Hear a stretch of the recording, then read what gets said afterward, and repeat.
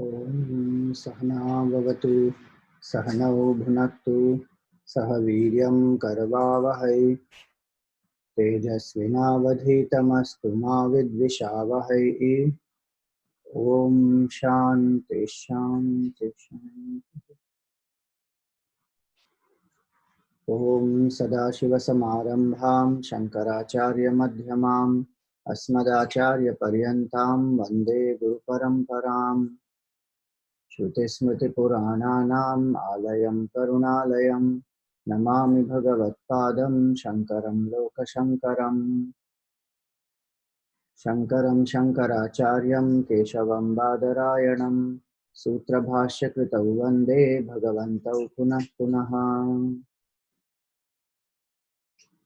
समस्तजनकल्याणे निरतं करुणामयं नमामि चिन्मयं देवं सद्गुरुं ब्रह्मविद्वरम्।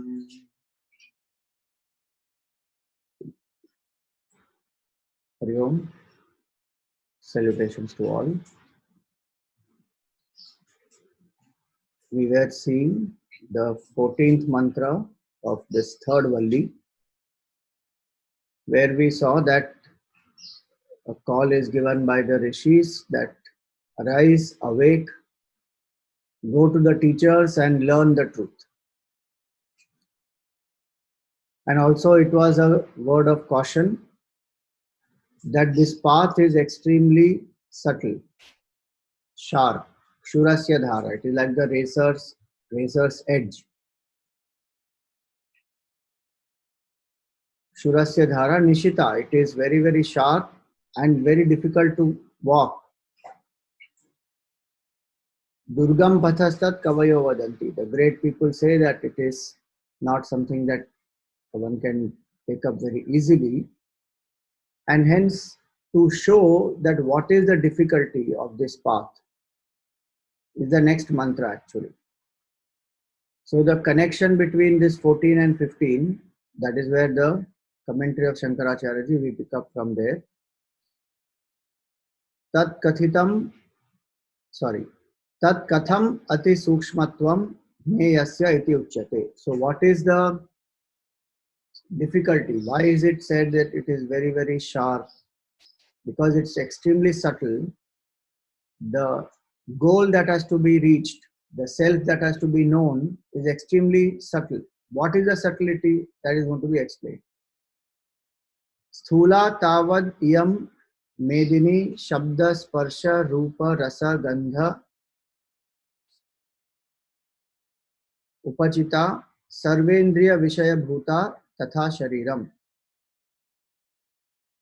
So these five, shabda, sparsha, rupa, rasa and gandha,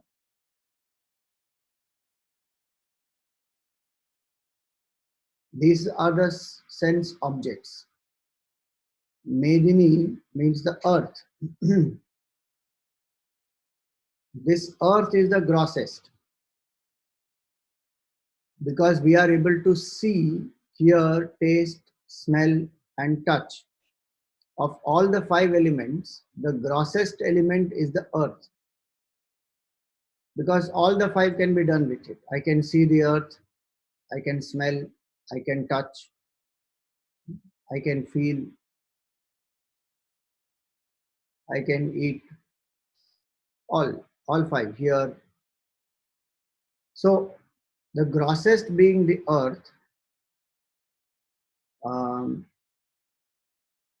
same way it is with the body. The body is made of the earth, meaning since the earth is the grossest and tangible amongst all the five elements, the body is also made from earth, sustained by earth, goes back to earth. The body is the grossest. Sukshmatva, Mahatva, Vishuddhatva, Nityatva, Adi Taratamya, Drishtam, Badishu, Yavat Akashamiti, Te Gandhadaya Sarva Eva Sthulatvad Vikaraha Shabdantaha, Yatra Na Santi, Kimu Tasya Sukshmatvadi Niratishayatvam Vaktavyam, Iti Etad Darshayati Shruti. Now this body is the grossest and the tangible aspect, but where these are not there, see, on one end of the spectrum is the body, on the other end of the spectrum is the self. That's what he says. Because it is, what is Sukshma? It is subtlest because it cannot be perceived by the five elements. Sukshmatva, Mahatva, it is the supreme. Sukshmatva, Mahatva, Vishuddha, it is the purest. And Nityatva, permanent.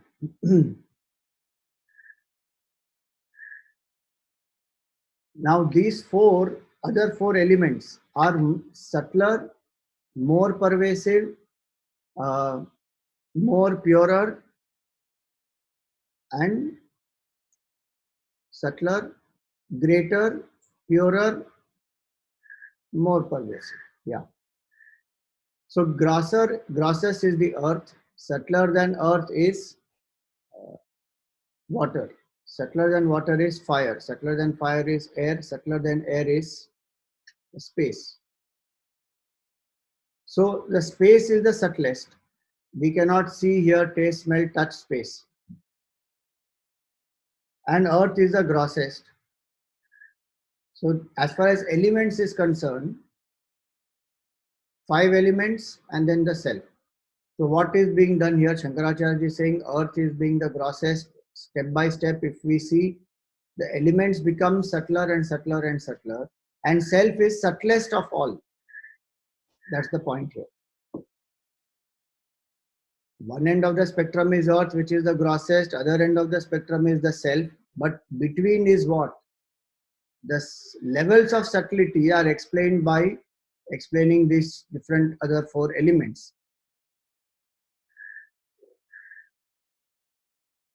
So the grosser an element is, more properties it has. Subtler the element is, lesser properties it has.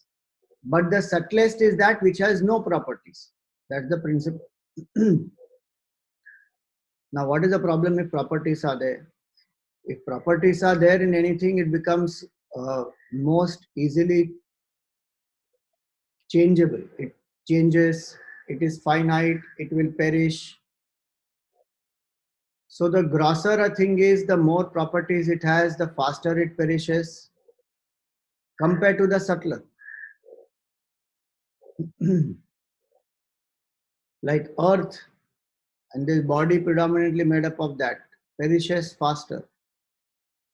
Even when we see food, tapasya, when people do tapasya, the food is the grossest way of nourishing this body. So when they do tapasya, you will find that those who do upvas, they will reduce the cooked food and they will eat more raw food. Then that raw food also, they will not eat throughout the day, they will eat once in a day. Then that also they may drop, they will live only on water. That also one may drop only on air.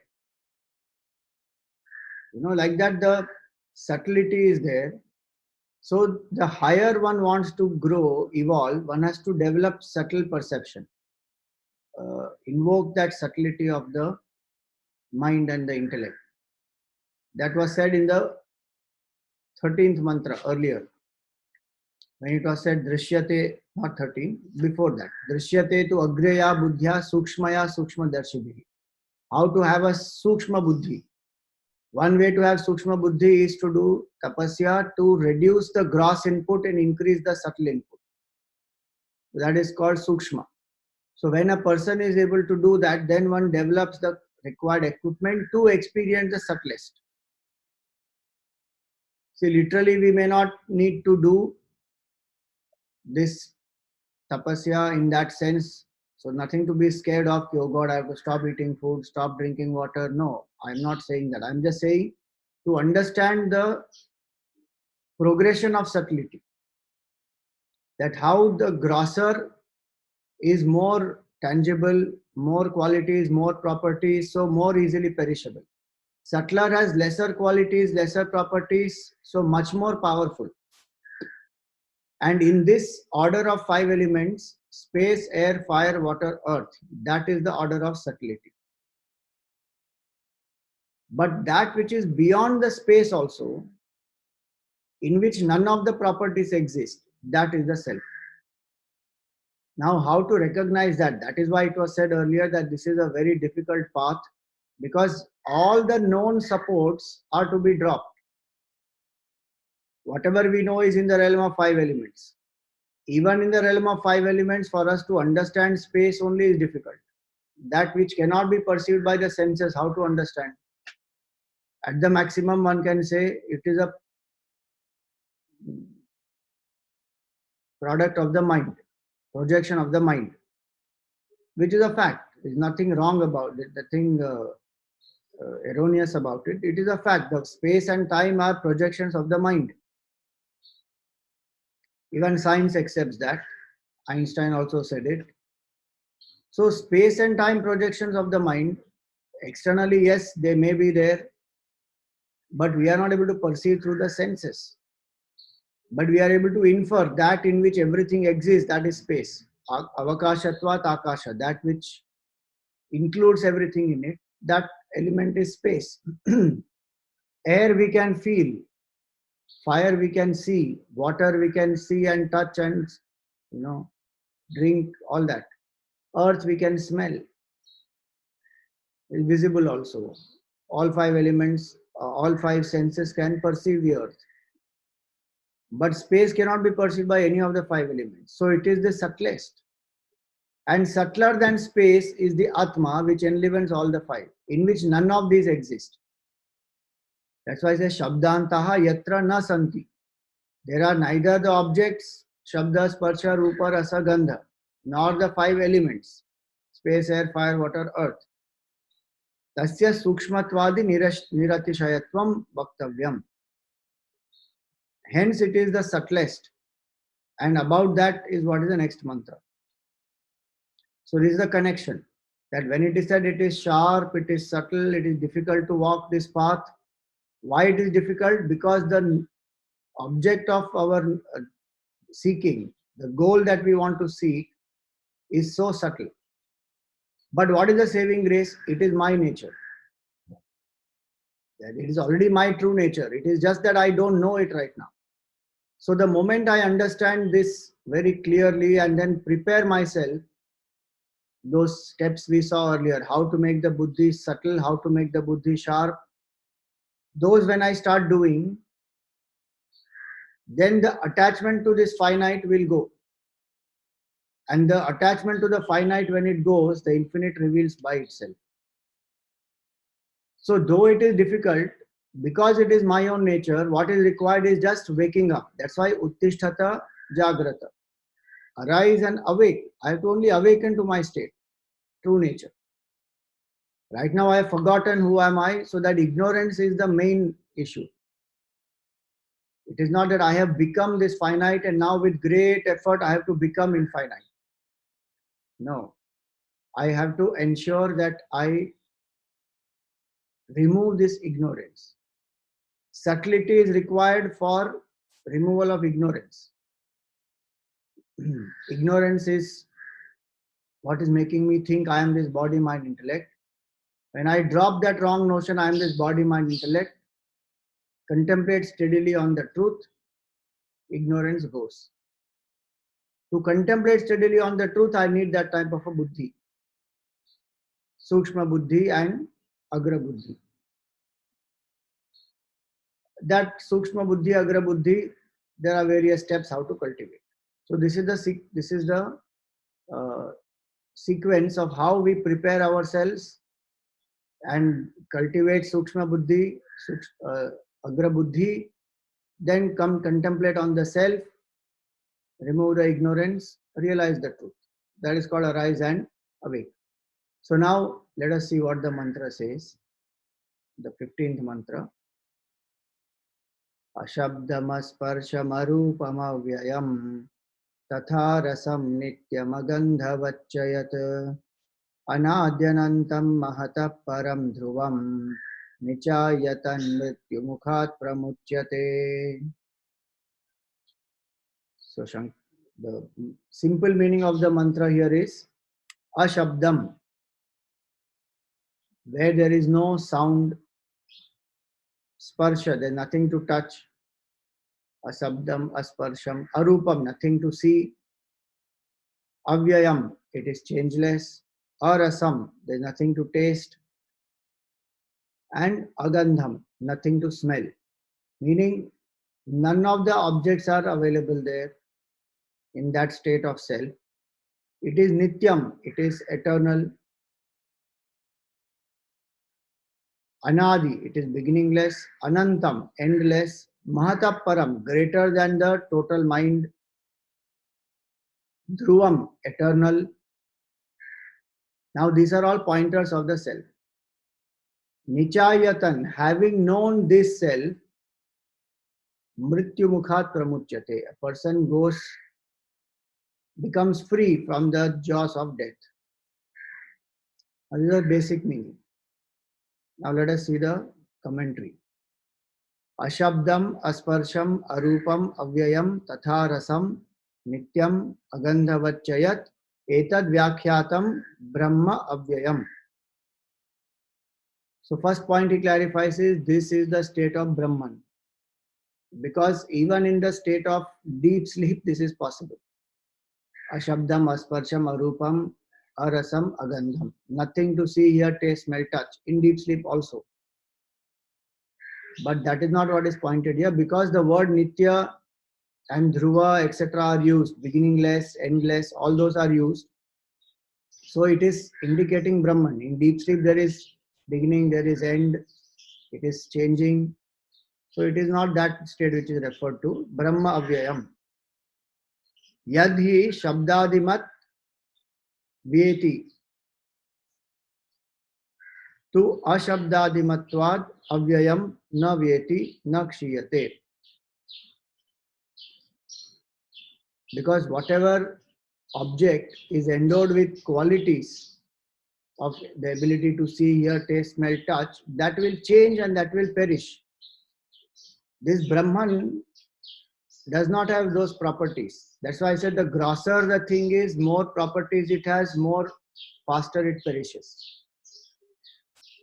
Subtler the thing is, less properties, less change, less perishing. But it's only relative. Both will perish. Whatever has properties will perish. This is without any properties. So, na vyeti na kshiyate. It does not change, does not perish. Ataevacha nityam. Hence, it is nitya. Because it does not perish, it does not change. That changeless truth. Now, all the time we should remember that this is speaking about the self. In me, there is that presence, the Atma, which does not change, which watches all the changes happening around, watches all the changes happening to the body, to the mind, to the intellect, to the ego also. But it is changeless. It does not change, it does not perish. It is the same in childhood also, it is the same in youth, it is the same in old age also. It is same after death, before birth. Same Atma. Otherwise, the mind will think, okay, there is some Brahman which is nameless, formless, which is changeless. No, it is not some Brahman out there. It is the self here in my heart, which I experience as aham, aham. Every moment I experience it as the presence of I, that self. So, ata evacha nityam ata evacha nityam yadhi vyeti tad anityam idam tu na. Vyeti ato nityam. So whatever changes is not eternal. Whatever is changeless is eternal. That's what he says nityam.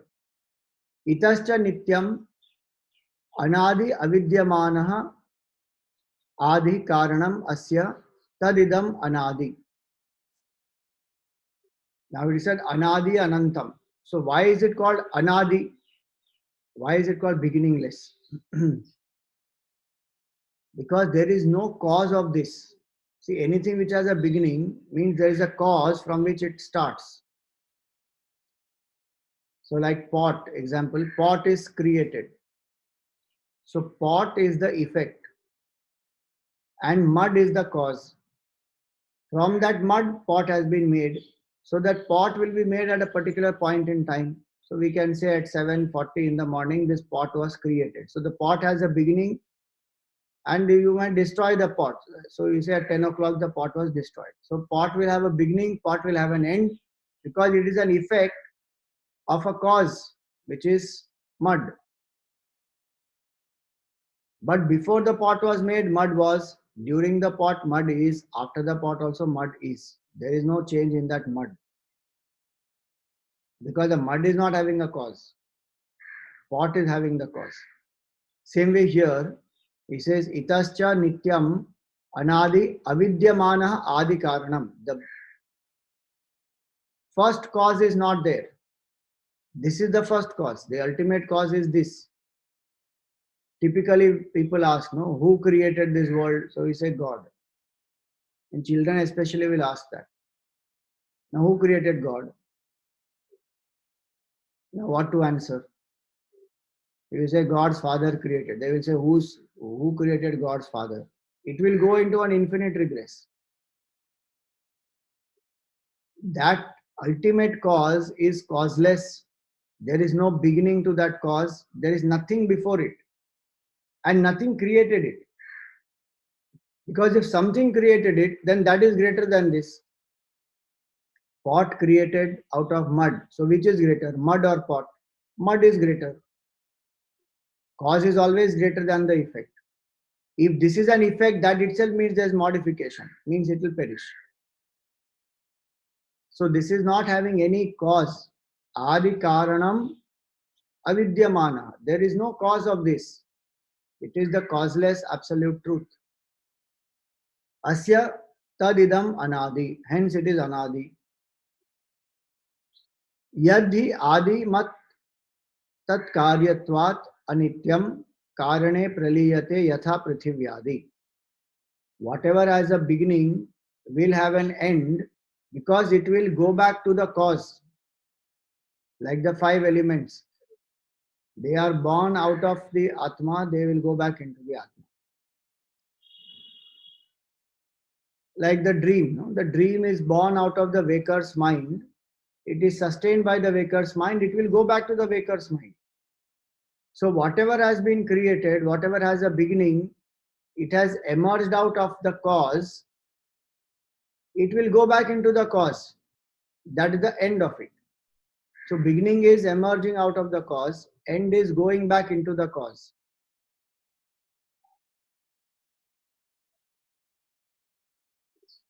This is beyond both.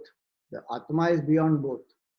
So that's why he says here, Yadhi Anadi, Yadhi Adi Mat Tat Karyatvad Anityam. And hence it is Anitya.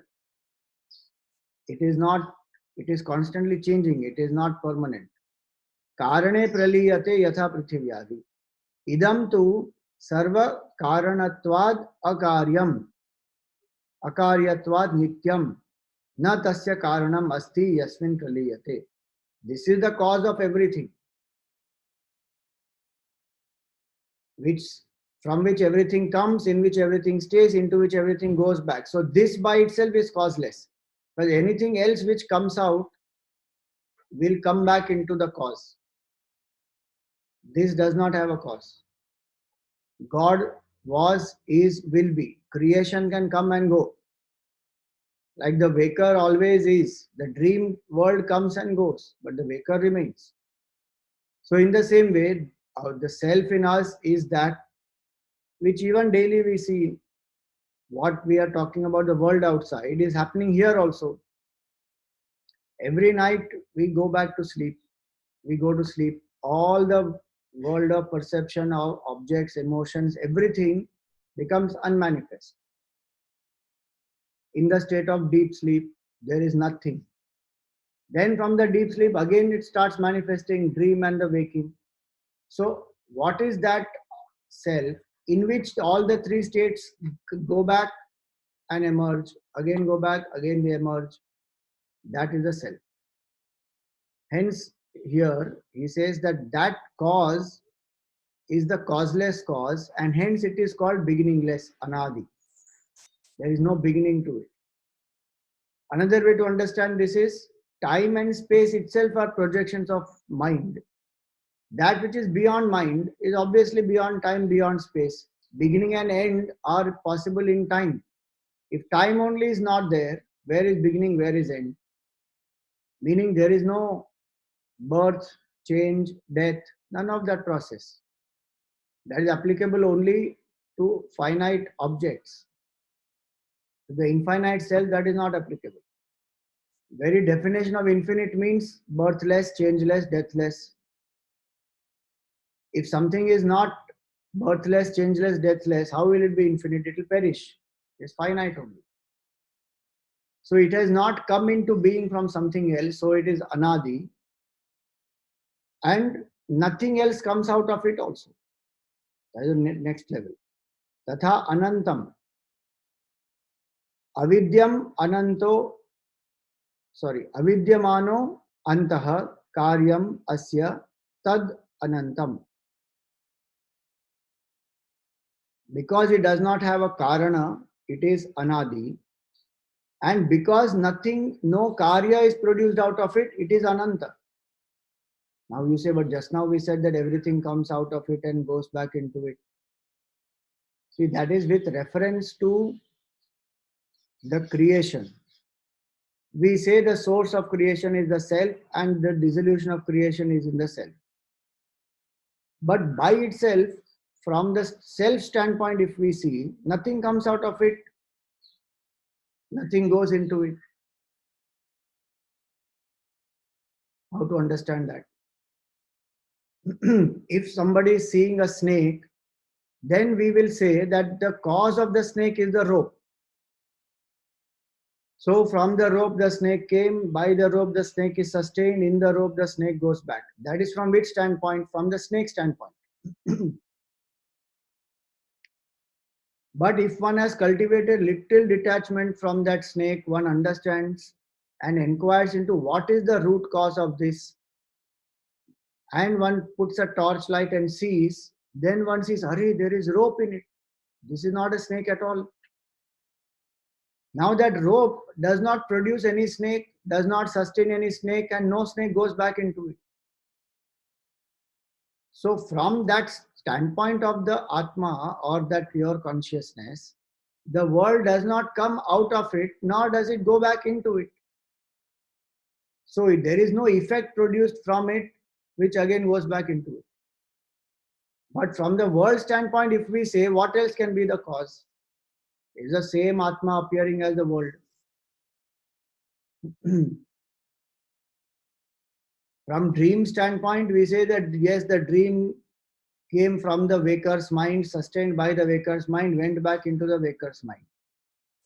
But when you actually wake up, then one realizes that nothing of that existed at all. Just a dream example has a limitation. One went through the dream, so one says it was an illusion.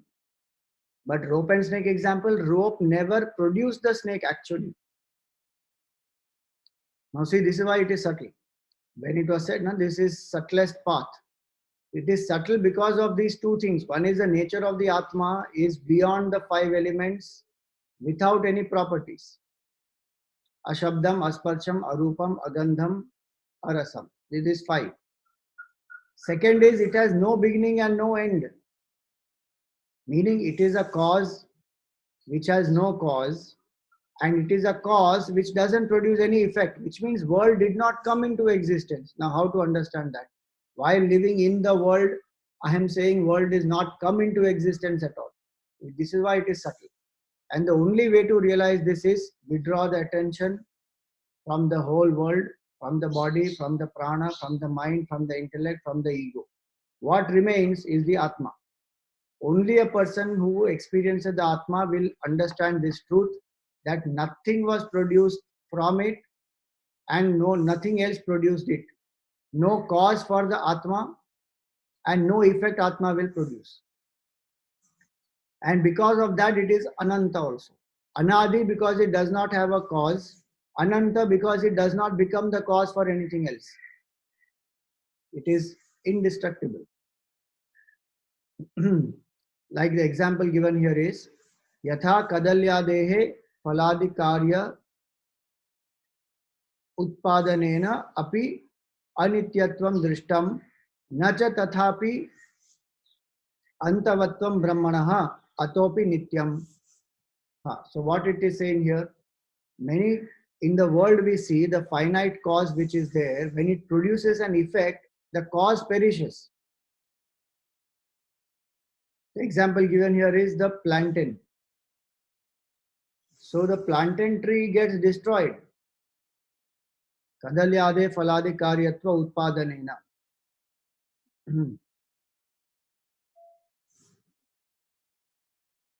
Or the another example is the milk. Milk transforms to become the curd. So milk is no more. Milk is gone. Now it is curd. So the cause perishes in producing the effect. This does not produce any effect. Hence it is imperishable. That is the logic. Nacha tathapi antavatvam brahmanaha atopi nityam. Hence it is eternal. Which means what? Nothing came out of it. It exists by itself. Like the rope exists at all times without any snake produced out of it, sustained by it, or dissolved by it. It remains as it is. No, but then we are seeing the world. How can we say it didn't come? That is a thing to understand, that this world is an appearance of Brahman. It is not a production of Brahman. The snake is not produced by the rope. The snake is an appearance of the rope without the rope going through any change. That's the beauty of it. It is not that the snake, the rope has become the snake, and now when I'm seeing it, the snake has now again become the rope. No. Even when the rope was being seen as the snake, the rope was rope only, as it is. There's no change in it. That is called Vivartavad, appearance. Without undergoing any modification, the substratum appears as the illusion.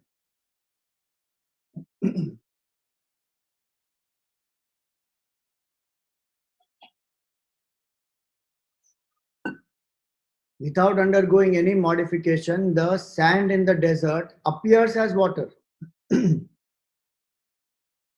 So if we say that, okay, from where did this water come? Then you say sand. But when you actually see the sand, then you realize that water was never produced. It was an appearance because of the sunlight. Same way, because of ignorance, this whole world is appearing as real to us. But it is what? It is Brahman appearing as all this. When we understand that this whole world is Brahman, then when we act in the world, we will not act out of raga and dvesha. So that will help the buddhi to become subtle. One. Two, because I know this whole thing is Brahman, not different from me, my insecurity also will end. Right now I'm thinking I am separate, world is separate, God is separate. Now I have to constantly prove myself to the world. There are likes, dislikes, I act out of prejudices, attachments. I'm insecure, people don't care for me, they don't love me, I should become more successful. All those thoughts will come. And then God is also different. Now, who am I? I am a small part, God is the whole. I am an amsha of God. Then one feels fear of God or indifference towards God. So many things happen just because I don't see oneness. I see the duality. I see I am different, world is different, God is different. But when I understand Vedanta properly, I say, no, I is not this small I. That Brahman, that big I, that is me actually.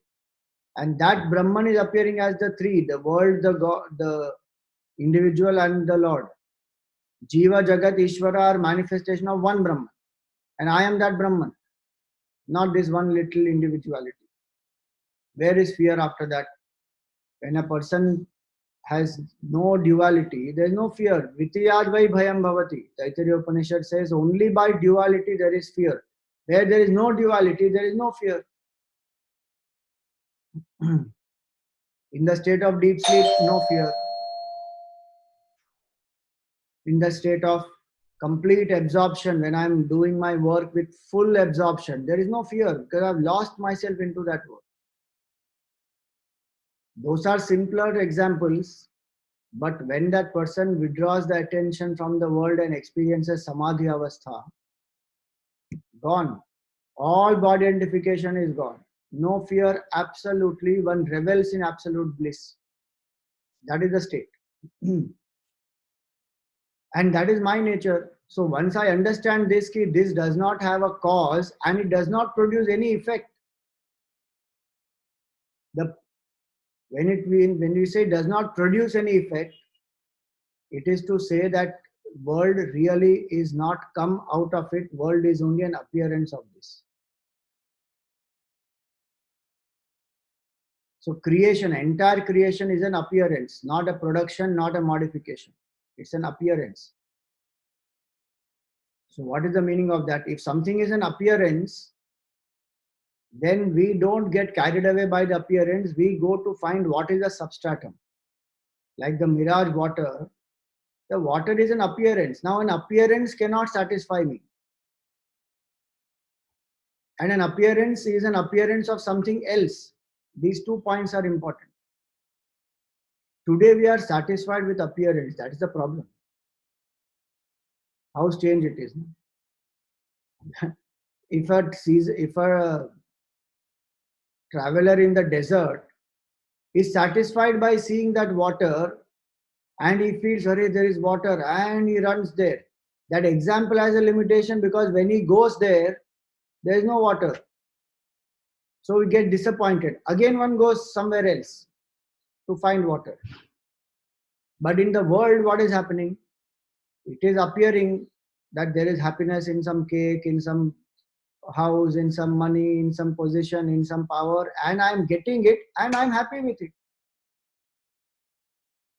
Mirage water, at least that fellow is disappointed, so he runs again, and after some time he understands, Arey, this is a trick. In the world, we are not understanding, we are thinking this appearance is real and getting it also, enjoying it also, and then thinking this is what it is, finished. Now I'm satisfied, I'm comfortable with this. And now spirituality is telling, Arey Baba, this is not this. Sometimes if I get disillusioned, I get disappointed, then I may start wondering, is this all what is meant? What is all this meant for? That lasts for a short while. Again, one goes back into the appearance. Again, one starts enjoying.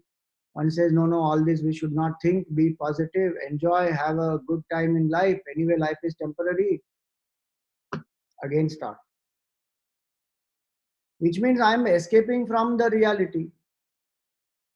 And I'm satisfying myself with the illusion and appearance. And sometimes when after I study Vedanta also, if I am doing it, then there is, what can we call that? That is called pramad, postponing. Somebody who doesn't know and is running behind the world because one has ignorance and one thinks this is real, that is still understandable. Somebody who has studied Vedanta knows and one is still running behind it, then what to say? Vasana pressure is high in the mind. So one is running. So the idea here is to understand that when I see something as an appearance, I should not be satisfied with it because it's just an appearance. It is not real.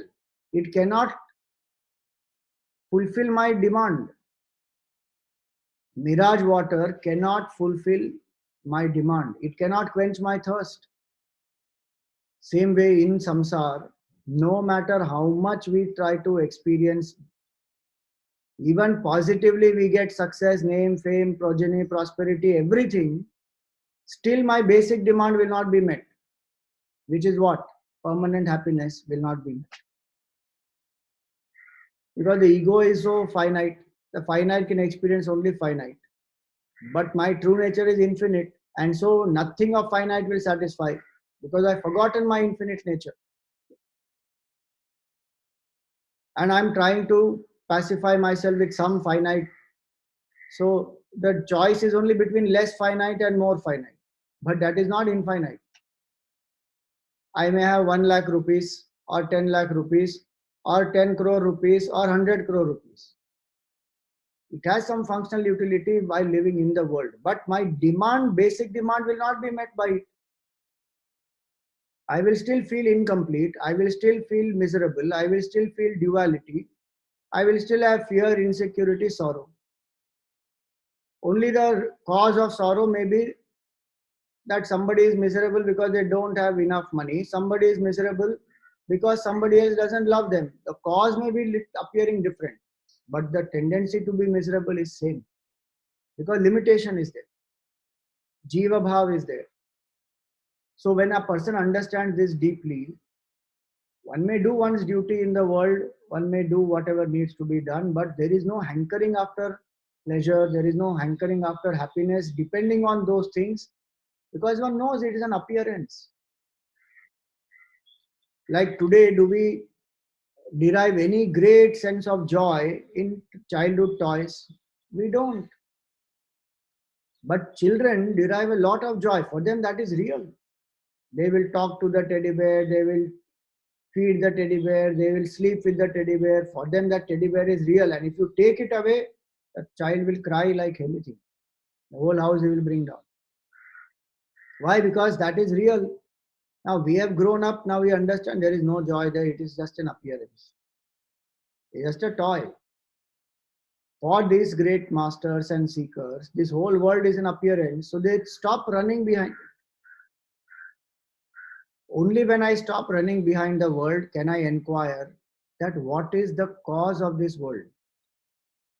As long as I am entangled in the world, I can't inquire into the cause of the world, or even if I inquire, I don't find, I just find some intellectual information. I'm not able to understand that the cause of the world is in my heart. That self is the cause of the whole universe.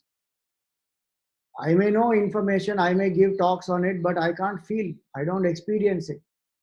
Why? Because the mind is still entangled in the world. So now this is why it is all subtle. When we say now it is a subtle path, nature of the self is subtle, sadhana is required to be done to make oneself subtle, detachment from the world is required, understanding of the world that this is an appearance. So when I start understanding these aspects that it is an appearance, then what is real? If somebody has understood that snake is an illusion, the next question will be, if snake is an illusion, what is real? Then put the torch and see. Then you will see it is only rope. Same way, when I understand this whole world is an illusion, then what is real? That which is supporting the illusion is real. Supporting the illusion meaning that which is appearing as the illusion, that substratum is real. That rope is real. So it is not that there is no substratum. It is not that when we inquire into the world, it is zero, it is nothing. There are some people who believe that the world came from nothing, it goes to nothing. How can nothing produce anything?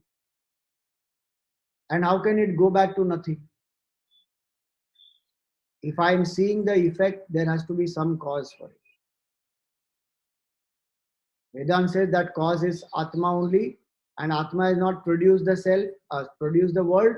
Atma is not modified to become the world. Atma is appearing as the world. And when we detach from the appearance, inquire into the substratum, then the entire appearance disappears, substratum reveals itself. When I inquire into the self, detach from the world, detach from the BMI, inquire into the self. Who am I? What is the nature of this self? It is Ashabdam, Asparsham, Arupam, Agandham, Arasam. Then what is that self? That is pure consciousness. When I experience that, the whole world disappears, the BMI disappears. Disappear meaning one will know that none of this is real. It is just an appearance. One just gets liberated. Mrityu mukhat pramuchyate, it is said here. That person becomes free from all sorrow, all change, everything. All insecurities, everything freed from. So now, two words we saw. Anadi and Anantam. Anadi means which does not have a cause for it. Ananta means nothing comes out of it, and so it is imperishable. If something comes out of it, then it perishes. The example we saw was the plantain tree. So the plantain tree destroys when plantain is born. The effect is produced, the cause is destroyed. Or the milk. Milk is destroyed, it becomes the curd. So it is not like that the world came out and self died. No. The world appears, self remaining the same. So the self actually did not produce it. See, appearance means that it never came out. It's only an appearance without undergoing any change. The rope did not produce the snake. Even when I am seeing the snake, rope did not produce it. The rope is appearing as a snake to somebody who is not seeing clearly. Same way, when I am not seeing the self clearly, this body, mind, intellect appear, and then the world appears. If I change the perception clearly and properly, it disappears. I realize there is only one self. So that way, so this is Anadi and Anantam. Now the next word, Mahatah Param Dhruvam. Mahatah Param, it is greater than Mahat. Mahatah Mahat Tattvat Buddhi Akhyat Param Vilakshanam Nitya Vignapti Swarupatvat Sarva Sakshihi Sarva Bhutatmatvat Brahma Uktam Hi Esha Sarveshu Bhuteshu. Because it is of the nature of eternal pure consciousness, Vignapti Swarupatvat, it is the Sakshi, it is the witness in all of us. And hence, being the witness in all the beings, it is greater than even the total intellect. See, what does it mean? It means that all our minds put together is the total mind. Total mind, total intellect, called as Hiranyagarbha. That Hiranyagarbha, if all the minds put together is Hiranyagarbha, but the Sakshi in all of them is greater than the Hiranyagarbha also. See, for example, in us, the individual, greater than the senses, what we saw, the order of subtlety we saw. The senses, sense objects are greater than the senses. Mind is greater than the sense objects. Greater than the mind is the intellect. Greater than the intellect is the total intellect. And greater than the total intellect is the unmanifest, the avyakta, and greater than that avyakta is the atma, the self, pure consciousness. So it is greater than Mahat Tattva also because it is the illuminer of Mahat Tattva. It is the illuminer of the intellect in all of us, Sarva Bhuta Sakshi. Hence, Sarva Bhutatmatvat Brahma. It is the inner self of all the beings. So it is illuminer of individual body, mind, intellect as well as illuminer of total body, mind, intellect. Hence, Mahat Tattvat Param. Mahatvat Param. So Mahata Param. Then Dhruvam cha Kutastham Nityam na Prithivyaadivat Apekshikam Nityatvam. Hence it is Kutastha. It is eternal, changeless. Not like the five elements like earth, fire, water, earth, air, space. Not like that. Because they keep changing. And their permanence is also temporary.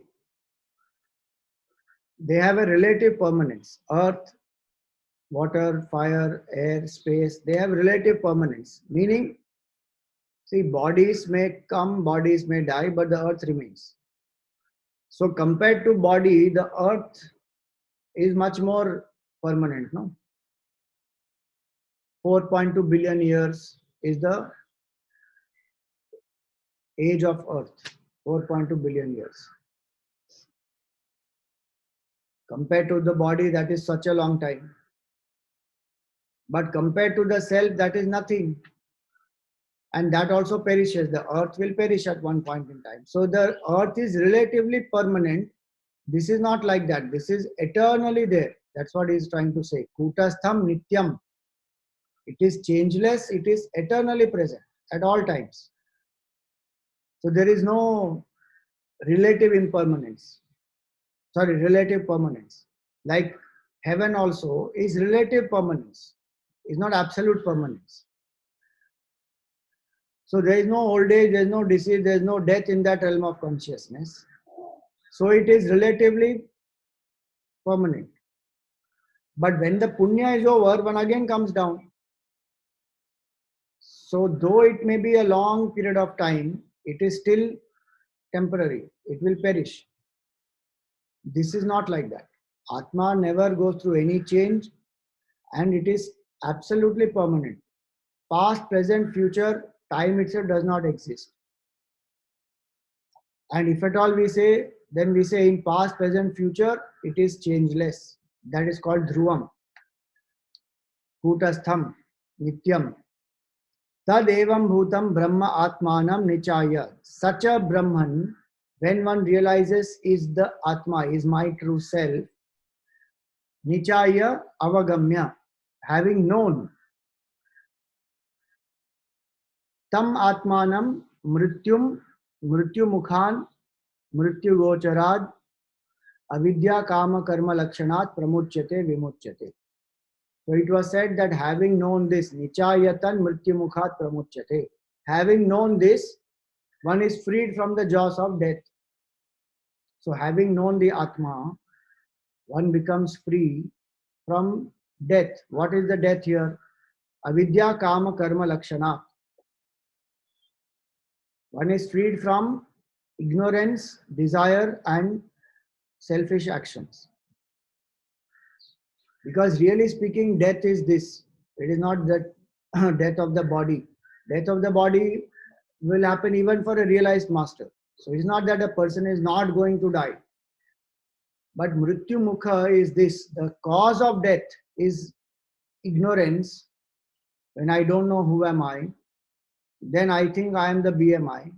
And then I have desires because I feel incomplete. So I have desires to become complete. And to fulfill desires, I have to do lots of action.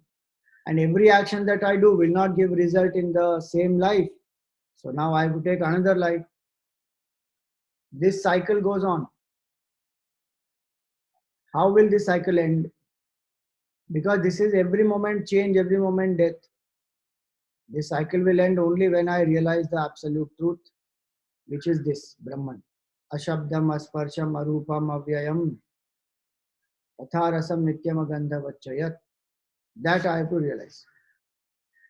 Anadi, anantam, mahata, param, dhruvam, nichaya. Having known this, then a person goes beyond these three. So these three are actually called the knots of the heart, Hridaya Granthi. If we want to define bondage in technical terms, this is bondage. Avidya, kama, karma is bondage. Ignorance, desire, selfish action, that is bondage. As though it is, then they are knots of the heart. They as though are tied the heart. One is bound. And when one realizes this truth, this is destroyed. Vidyate hridaya granthi chidyante sarva samshayaha. This hridaya granthi, these knots of the heart are destroyed.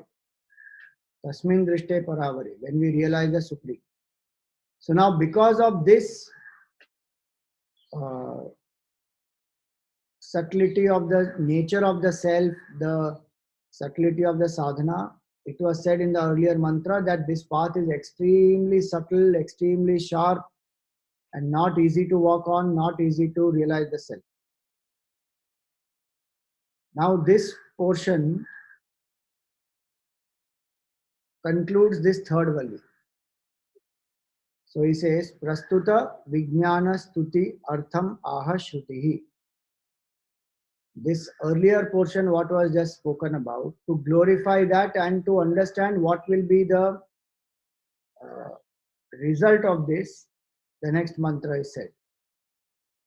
नाचिकेतम उपाख्यानम मृत्यु प्रोक्तम सनातनम उक्त्वा श्रुत्वा च मेधावी ब्रह्मलोके महीयते. So Nachiketam, Nachiketasa Praptam, Nachiketam. What Nachiketa obtained, this knowledge.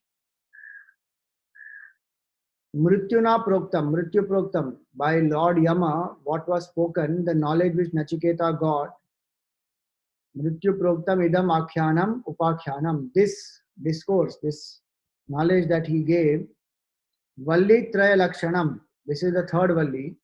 First chapter, third Valli. Sanatanam. Chirantanam, it is eternal. So this knowledge is eternal. Why? Vaidikatvat uktva brahmanebhya. Because it is a revelation of the Veda, and Veda is eternal. Hence this knowledge also is eternal.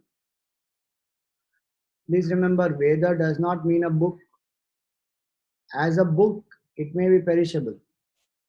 And we have lost also. So much of knowledge of Vedas is lost. What we have today is only 10% available. 90% is lost. Even the 10% that is available is so precious, so beautiful, so vast. Imagine the whole Veda being there. How much more is the depth of our culture? So Veda means knowledge. As knowledge, there is no beginning, there is no end to it. So Veda is Anadi, Veda is Ananta, Veda is Apaurushaya. It is revealed to the great masters. It is not written by great masters as their composition. It is a compilation by Vedavyasa Rishi, but the mantras have been revealed to so many great other rishis, and he only compiled it in a book form. So Veda is Sanatan because the matter that it deals with is Sanatan. The self is Sanatan. The ultimate purpose of the Veda is to realize that self. And so here he says, this knowledge is eternal because it is a revelation, because it deals with the self. Sanatanam Chirantanam Vaidikatva. Uktva Brahmanebhya. If one speaks this to the Brahmanas, meaning share this knowledge with the wise seekers, and Shrutva Acharyebhya, and if one listens to it from the teachers, Medhavi, that person is a Medhavi. That person is a intuitively wise person. Brahmaiva lokaha, Brahma lokaha. Tasmin mahiyate. So a person will revel in Brahmaloka. Brahmaloke mahiyate. Atma bhuta upasyo bhavati ityarthaha. Now two meanings are given here. One meaning is one who listens to this knowledge, reflects on it, shares it with other people, meditates on it. What will happen to that person? That person will realize Brahman here itself. Atma bhuta. Will realize I am Brahman and become free, like was said earlier. Becomes free from the three knots of the heart. If that person doesn't realize here, for some reason before realization, the body drops. But that person has high level of vairagya. No desire to enjoy any sense pleasure here. One doesn't come back to this world. Then what happens? Sorry. Then what happens to that person? Brahma loke mahiyate, meaning that person goes to the realm of Brahmaji, which is the Hiranyagarbha. From Hiranyagarbha, realization will happen. So the highest loka is called Brahma loka or Satya loka. The jiva who has tremendous amount of vairagya, who has no more desire for this world, when that body drops, the subtle body goes up to that state of consciousness. And there one waits in tapas. Brahmaji gives the knowledge at the time of pralay, and that person gets mukti. So that is called krama mukti. Gradual liberation. So two muktis are there, Jivan Mukti and Krama Mukti. Jivan Mukti means liberation while living here itself. And Krama Mukti means liberation in stages. that from here the person goes to Brahmalok, because the person has no other desire. One just wants to realize Brahman. And at Pralaya Kal, Brahmaji gives the knowledge and person liberated. So the glory of this knowledge is what is this? So these two verses 16 and 17 are to glorify this knowledge. One is one can become Jivan Mukta. Second is one can become Mukta by Krama Mukti. And then the third aspect is the last mantra here. Ya imam paramam guhyam shravayed brahma samsadi prayata shraddha kaleva tadanantyaya kalpate tadanantyaya kalpata iti. A very nice thing is said here. Yaha kaschid, whoever that person may be. See, this is the beauty. This is not limited to Hindus or limited to some gender.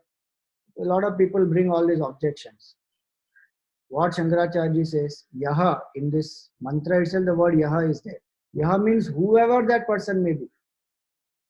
Yaha kaschid imam grantham paramam prakrishtam guhyam gopyam shravayet. This knowledge, which is so sacred, which is supreme, which is secret, as though secret because it is subtle, otherwise it is not openly available. It is subtle, it is sacred, it is secret, it is pure, it is the highest. That knowledge, Shravayet, if a person narrates this or chants this, Ato Arthatascha, and along with the meaning, one speaks this. Brahmananam Samsadi, in the company of wise people, Brahman, Brahma Samsadi Prayataha Shuchir Bhutva, having become clean, meaning having taken bath, having the mental purity, and having done certain, having lived in a certain self-control discipline. When one shares this knowledge in the company of these great wise people, and at what time, especially a Shraddha Kal, the Pitru Paksh time, after Ananta Chaturdashi it comes, that Pitru Paksh, those days, 15 days, that Shravayet, Shraddha Kaleva Shravayet Bhunjananam Tat Shraddham Asya Anantyaya Anantafalaya Kalpate Sampadyate. Meaning at the time of Shraddh, when the Brahmana is being fed, if this portion, this Kathopanishad, these Vallis and these mantras are chanted with meaning, then the follow of that Shraddha will become infinite. Why? Because one is remembering the infinite. One is explaining about the infinite. The jiva for whom the Shraddha is being done, that jiva will also benefit infinitely. The mantras also have that power. Plus the mantra is about self, which is infinite. The jiva gets reminded about that infinite also. Hence, even for ritualistic aspect, this Kathopanishad is beneficial. So one sadhana that one can do during the Shraddha Kal is everyday chant Kathopanishad. Whether you do Brahman Bhoj or you don't do those rituals, that is up to your Shraddha. Technically, one should do. Shraddha is an important ritual. One should do. It has its own importance and significance for the people present here as well as for the departed soul. And don't say that because the Brahmanas are exploiting, I will not do Shraddha. Fine, there are enough Brahmanas who will do it nicely, who will explain the significance, who will do it with proper Shraddha. Get that person. Do we say that, all the doctors are corrupt, so I will not go to any doctor, I am going to suffer? No, we find who is a good doctor and then do it. Same way, find a good Brahmana who can do the Shraddha properly. Let the Shraddha be done and feed the Brahman, chant this Kathopanishad. That's a good sadhana to do during Shraddha Kal for ourselves also and for the departed soul. See, the mantra of the Upanishad is saying it. It is not being said by somebody just like that. If we have Shraddha in the Upanishad and the Shastra, that what Shastra is saying is important for us, for our evolution, then we should do it. We should find the logic and reasoning behind it, that why Shraddha has to be done, all that. That's a different topic altogether, so I won't go into it. But the point here is that the Upanishad mantra is saying, Prayata Shraddha Kaleva Tadanantyaya Kalpate. So the result of this will be endless. Infinite will be the result of this. Now, second time it is said, Tadanantyaya Kalpata iti. Dvirvachanam Adhyaya Parisamapti Artham. So when a line is said two times, it indicates the end of that chapter. So first chapter of Kathopanishad we have ended today. First chapter has 3 valleys. Next class we will take up from second chapter, which has another 3 valleys. So for today we will stop here. Anybody? Any questions? Om Purnamada Purnamidam Purnat Purnamudachyate Purnasya Purnamadaya Purnameva Vasishyate. Om Shanti Shanti Shanti. Hari Om Shri Gurubhyo Namaha. Hari Om.